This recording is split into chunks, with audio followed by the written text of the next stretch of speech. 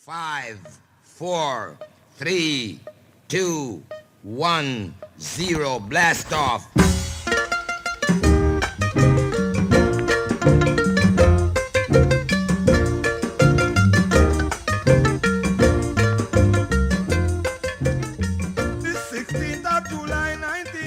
Why do I do it? Over the years, I've been kind of interested in photography, but just taking pictures, go on holiday, take pictures. I've kind of gone past, let's say, go to a place where there's a lady by a stall with kind of flower, for like a Cuban picture at her smoking a cigar. Those no interest me because they just kind of, they're fashion, but they're cliched. I want things that look a bit kind of odd.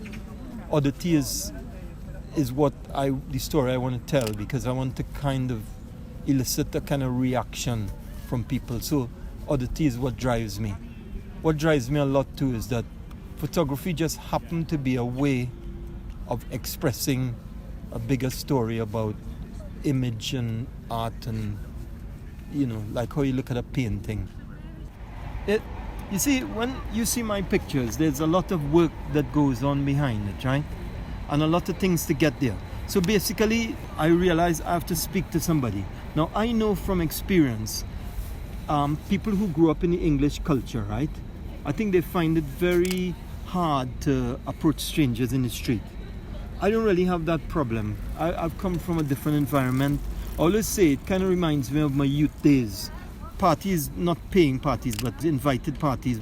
It being somebody back, in the yard, as they call it there. So somebody would be the gate man and they would let you through. And in my early teens, I would have to kind of blag my way in. So in a way, I had practice of that. So I approach people. I suppose I approach somebody who has something different about them.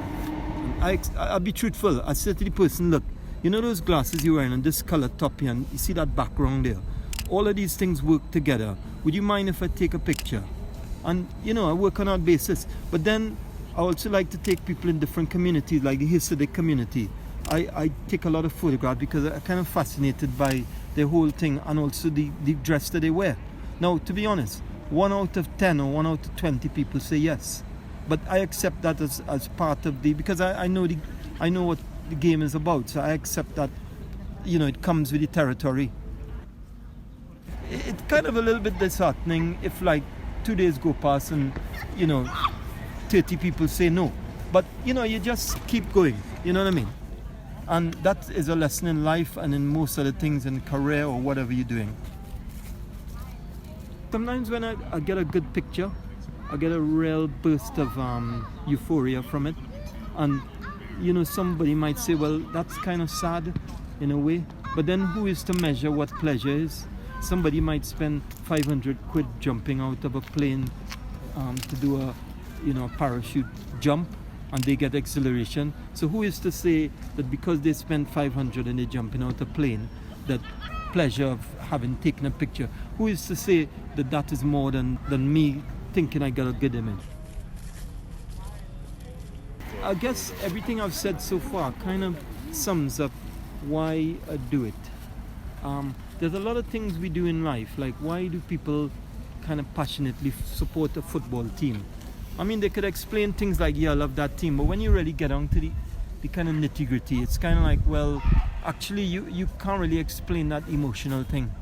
You could say it's a tradition, you could say blah, blah, blah, but at the end of the day, that core passion, people who are not into photography may say, well, I can't really get that, but that's them, If I get something out of something, that's me, you know what I mean?